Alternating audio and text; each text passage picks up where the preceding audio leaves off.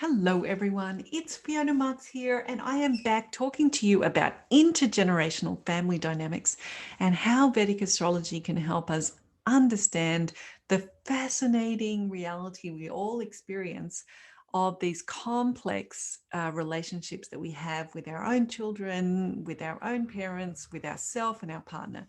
So we have built up together a map of this case study, Family One. We've now been through everybody in the dynamic, and we're going to get into how can this be useful for the family. So let's skip now right down nearly to the end as we look at, just to refresh our minds, what are some astrological connections between this family? You have the little charts there, but hopefully you remember the main things. We've got the husband here on the top left, a Scorpio ascendant. We've got the mother over here on the top right, a Leo ascendant, and then the child are a Pisces ascendant here at the bottom. Okay, so there are many similarities in this chart. I'm imagining quite a harmonious family because we have Rahu and Ketu in those mutable signs in the Virgo Pisces axis. And we have got Saturn in Virgo in all three charts. And Jupiter is prominently placed as well. In the mother's chart, it's on the ascendant. In the father's chart, it's exalted in the ninth house. And in the child's chart, it's in own home dignity in the 10th house. So Jupiter is a huge theme for this family because, as we noticed in our map, which we'll have a look at in a minute, Jupiter is one of the main conduits through which this family communicates. The husband and the child have Venus in Mula Trikona in Libra, so that's another similarity in the chart. However, there are differences, and one of the main ones is that Rahu and Ketu axis is flipped. So whereas the parents have their Ketu in Pisces, the child has Rahu in that position. This would indicate that the parents have that they're coming from a place of expertise with Pisces type of energy, with transcending, with the big picture, with being ethereal and having that spiritual side of life. And that in this lifetime, both of these parents are being encouraged towards the earth to be their Rahu in Virgo, encouraging them to experiment with getting their feet dirty, come into the clay of Virgo and create things. Put your attention on the real world and become focused on manipulating the material world, like interacting with the material world. The child has this the opposite way around. So their evolutionary journey is encouraging them towards exploration of that more transcendent self. It's in a very powerful position on the first house for the child. So this is going to be an area of intrigue and mystery for this child. However, the child will have an expertise in the real world, just a natural comfort in the real world. And the Saturn Rahu conjunction that both the parents have is flipped because here it's a Saturn Ketu conjunction. So whereas the parents are craving security, but just can't help the attraction of exciting opportunities, Saturn and Ketu in the child's chart is going to show that there's an understanding in the child innately about Saturn's role, of knowing that all security is transitory anyway, and not being hung up about holding on to that, false sense of security. This person's not expecting any security in the material world. And another difference, we noticed that the mother had all of the planets in the first 5 houses, the father in the last 4 houses. The child has most of their planets in the middle part of the hero journey. And this is the transactional part of the hero journey. This is where we, through relationships, we transform what we think we know about the real world through teachers, through deep inner exploration, through trade. We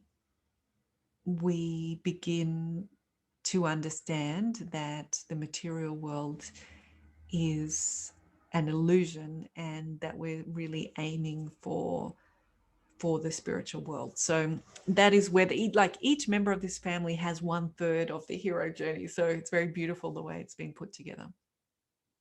But what does this mean in terms of understanding our family dynamics? So now that we have it all mapped up, this would really depend on what it is that the family wants to talk about. So if we wanted to talk about this nuclear family, some of the things that come up straight away are that the father and child are going to have a very natural way of relating to each other, perhaps almost innate or psychic, like they're just going to see things the same way.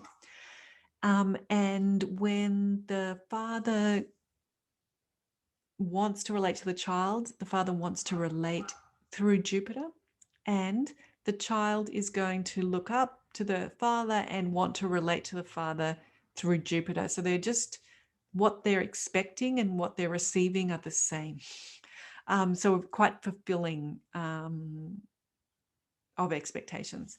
However, on the mother-child, we've got this, the mother wanting to relate in this understanding, compassionate teacher way, but the child always perceiving the mother as being perhaps detail-orientated and verbal and analytical. So that could be frustrating for the mother, not being, who wants to be using Jupiter, but that Jupiter channel is just so well established by the father and child relationship that in contrast, it won't seem that it's such a good fit. And also what then I see would occur is that as we have no malefic planets in these parenting styles, someone here is going to need to play bad cop. And I think that this is going to end up being the mother is going to be put in the bad cop position because of there's just the natural Jupiter to Jupiter relationship there. And she may or may not want to have that relationship because obviously she's coming through Jupiter as well. However,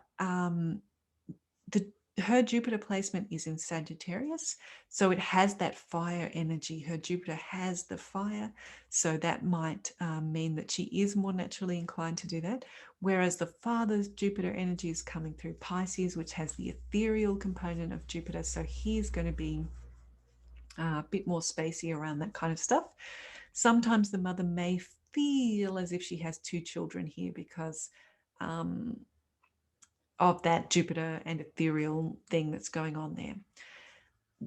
Why I'm not concerned about that, but we're talking about what would bring them to an astrology session, but why I'm not that concerned about it is that we have to remember that the mother is a Leo ascendant, so she's got that sun energy and natural malefic, and the father is a Scorpio ascendant. He's got that Mars energy. So these two are naturally in the rest of their lives comfortable with being like, I don't know, challenging, demanding of life, expecting life to meet these expectations. So I imagine that both of them are in truth comfortable with being that challenging, demanding parenting style if required. It's just that by preference they would rather be Jupiter, but if they stand in their other roles that they play in life, I'm sure that they can bring that to the dynamic here. It's interesting. The father is Scorpio ascendant. That is ruled by Mars. Mars is debilitated in the child's chart, so that would be an interesting thing to explore. Given this extremely harmonious relationship, it works very well. But I do notice that the father's got K2 with his fifth house, giving that separating us from the satisfaction of that house. And the child has Mars, which is the father's ascendant planet, debilitated. So I think that would be interesting to explore, and maybe a source of that separation. So that would be if they were coming about the family dynamic directly to the child.